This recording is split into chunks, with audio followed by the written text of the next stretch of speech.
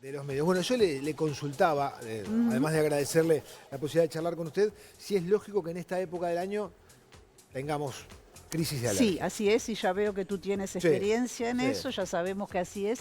Bueno, alergia hay todo el año, pero en los cambios de estación se presenta con más fuerza, con más frecuencia, por varios motivos. Entre otros está el cambio de clima, entonces la gente suele decir yo soy alérgica al cambio de clima, o yo Bien. soy alérgico al cambio de clima. Bueno, eso en realidad no es así. ¿No? No, la alergia es debida a factores biológicos, a factores orgánicos. Generalmente son proteínas o glicoproteínas. Lo que pasa es que el cambio de clima significa para todos nosotros y sobre todo para el alérgico un estrés adicional.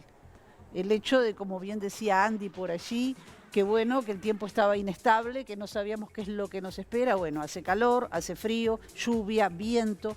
Eso determina para el alérgico un verdadero estrés adicional a su mucosa, a su nariz, a sus pulmones, a sus ojos, y por lo tanto se manifiesta con más fuerza la manifestación alérgica por ese motivo. Estoy entendiendo bien, o sea, más allá de cuestiones orgánicas, ¿hay un componente también mental o emocional en Es esto? un componente irritante, Irritante, digamos. bien.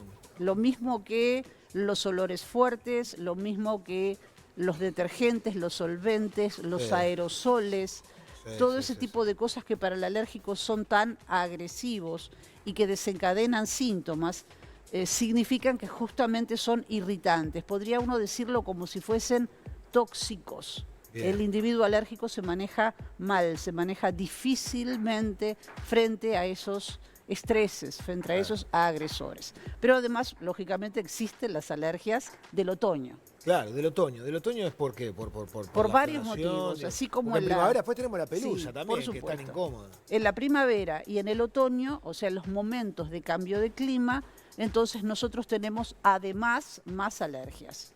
Además de la irritación por la inestabilidad ambiental en sí misma, las alergias son debidas a muchas cosas. En primer lugar, hay plantas que polinizan en otoño.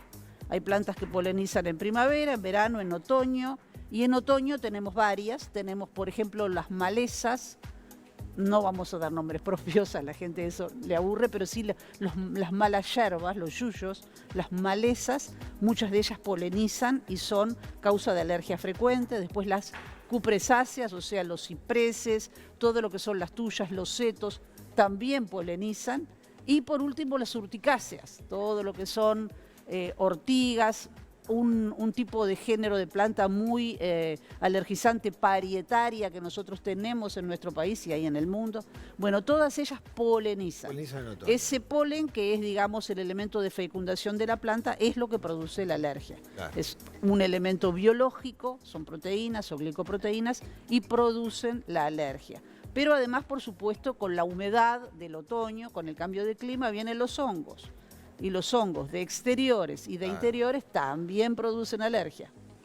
Claro. A lo cual, cambio de clima, hoy va a ser calor, parece ser que es así, pero viene el frío, nos quedamos más en nuestra casa. Y no y ventilamos entonces, tanto también, ¿no? Entonces ventilamos, los ácaros, el polvo, exactamente. todo eso nos Ya genera lo sabes muy alergia, bien, claro. ya lo tienes muy internalizado. Claro, uno no puede ventilar tanto y más bien se guarda, y entonces ahí tenemos los ácaros. Y por último, los niños van al colegio y empieza a ver los cambios de alimentación, empieza a ver la alimentación en las escuelas, y las mamás de los alérgicos empiezan a correr para que en la escuela no le den esto o lo otro, o no la leche, o no la O no cocoa, chocolate, o no naranja. no la cocoa, exactamente. Está bien. Entonces tenemos un verdadero combo. La verdad es que sí. Ahora, ¿cada vez hay más alérgicos? Sí, claro que ¿Sí? sí. Desgraciadamente es así, y eso ¿Pero se por qué, espera que siga entonces? siendo ¿Sí? así. Bueno, en parte por factores genéticos, pero fundamentalmente por factores ambientales. Ambientales. Nosotros estamos cambiando nuestro ambiente y por lo tanto lo estamos cambiando en forma radical. Hay un cambio importante en la temperatura, por ejemplo. Estamos poluyendo el ambiente, hay más polución, y entonces eso determina un nombre complejo, cambios epigenéticos, o sea, cambios que van a redundar en nuestros propios genes, en nuestro propio yo, haciéndonos cada vez más alérgicos. Y hablamos de que un 30-35% de la población es alérgica. Estamos hablando de la población de la población general. mundial. Es alérgico. General, Sí, todos sí, nosotros. Todos. Por lo tanto, eso es mucho y se espera que para el 2050 más o menos la mitad de la población lo sea. Negocio va a Si es ser que llegamos al alérgico. 2050. Yo creo que vamos a llegar. Ahora, sabiendo que soy alérgico, ¿puedo prevenir de alguna manera, Sí. no sé, los síntomas o padecer tanto de las crisis alérgicas que por cierto son realmente incómodas, ¿no? Uno no para de chorrear agua por la nariz, estornudar, picazón de nariz, de garganta. ¿Puedo hacer algo para prevenir eso? Federico, tú estás hablando de la alergia más común. Sí, de la que alergia tenemos por el cambio de estación. Nasal, básicamente, la alergia que repercute en los ojos, Sí. en la garganta, que uno le llama rinitis Sí. alérgica. ¿Ya la conoces bien? Sí. Entonces, esa alergia en parte se puede prevenir, sí, sin duda. Lo más importante es saber a lo que uno es alérgico y por lo tanto no es lo mismo ser alérgico a los ácaros del polvo, que eso implica una serie de medidas muy eficaces y bastante sencillas, Por más que nos provoquen los mismos síntomas. pero van a ser menores. Claro. O alérgico a los pólenes, que uno tiene que tomar otra serie de medidas también sencillas, pero que disminuyen mucho los síntomas. O sea, lo primero, saber a lo que yo soy alérgico, en dónde está, y entonces puedo evitarlo. En segundo lugar, siempre lo dejamos en segundo lugar, luego de la evitación viene la parte farmacológica, y la parte farmacológica es local y es por boca. Y en lo local yo puedo para las rinitis usar muchas cosas, desde los simples lavados salinos, que Lavados son muy salinos. útiles, muy Agua y útiles. sal.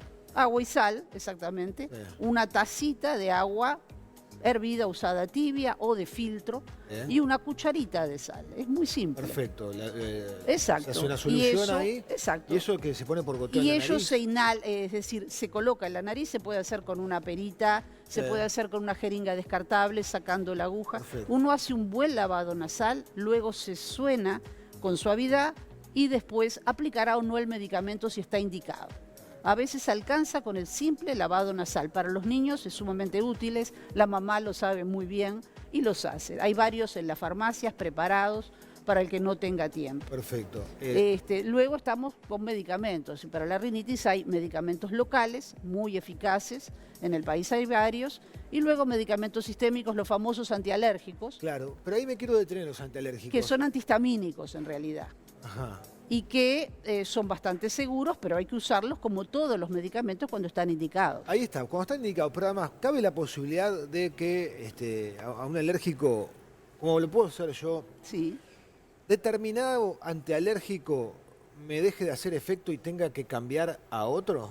Sí, hay mucho de la taquifilaxia que pasa con muchos medicamentos, también con los antialérgicos, en donde se pierden algo de efecto con el tiempo y el cambio de antialérgico a otro grupo terapéutico, con eso retoma la eficacia. No es tan frecuente como lo que se piensa. Sucede, pero no sucede en forma frecuente.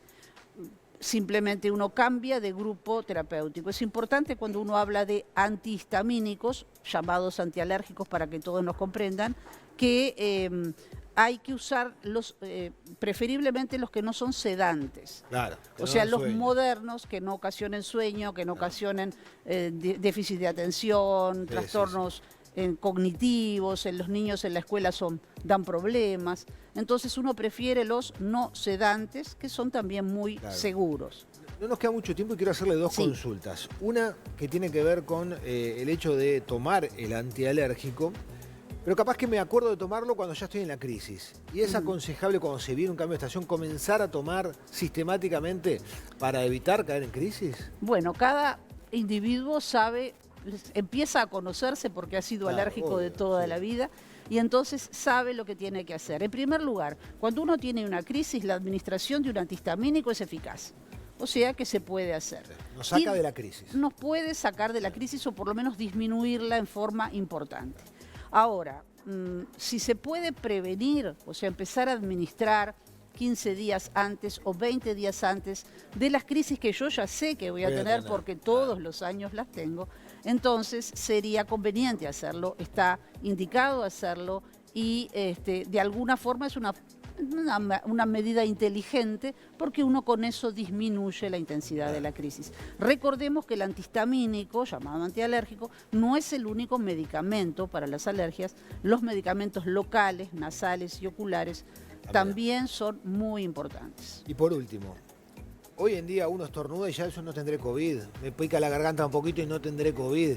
Entonces, ¿hay alguna manera de diferenciar síntomas generados por la alergia? Para que, el en este individuo caso, por es gripe, bastante COVID? fácil. Para el individuo que es alérgico sabe. El que se conoce sabe. El que conoce sabe que esto no es la alergia que tiene siempre. Hay manifestaciones como la fiebre o el malestar general o la sensación de estado gripal que la alergia habitualmente no las tiene. Ahora, para el individuo de alrededor, aunque estamos perdiendo un poco el miedo, de todas maneras, si oímos toser a alguien o estornudar a alguien, nos alejamos. Rápidamente entra la... Claro. Exactamente. Yo quería decirte algo de los medicamentos, que no, una cosa aparte, es que es un problema la automedicación, es un problema realmente, y es un problema la automedicación con corticoides. Claro. Entonces, para mucha gente que hay medicamentos que tienen antihistamínicos y corticoides, los toma como antialérgicos y en realidad está tomando un corticoide, que es un medicamento útil, que tiene su indicación, que nosotros lo usamos, pero que no se puede automedicar. Los corticoides sí tienen efectos sistémicos severos, pueden ser severos, o sea, yo no puedo todos los días tomar un corticoide para mis manifestaciones alérgicas. O sea que lo que le recomiendo al individuo es que sepa muy bien lo que está tomando. No es lo mismo el antihistamínico al antihistamínico con el corticoide que uno usa por pocos días en forma puntual para las crisis severas. Eso yo no lo puedo usar en forma diaria. Creo que eso es una de las cosas más importantes. Muy importante, hay que automedicarse y en todo caso siempre, hoy en día es muy sencillo acceder a una consulta, más no sea hasta telefónica, ¿no? Para evacuar estas dudas. Muchísimas gracias, Selva, por la claridad para exponer este tema que en realidad nos afecta a todos, ¿no? El 35% por ahora. Y vamos en aumento, los alérgicos vamos en aumento. Otro día tal vez podamos convocarla para hablar de aquellas alergias que son generadas por algún alimento, como mencionamos más temprano. La verdad, como siempre es un gusto estar acá. Y es un gusto también escucharla con la claridad que se refiere a estos temas que sin duda aportan información a los televidentes. Selva Irizale, que es presidenta de la Sociedad Uruguaya de Alergia e Inmunología, estuvo aquí con nosotros. Muchísimas gracias. Un placer.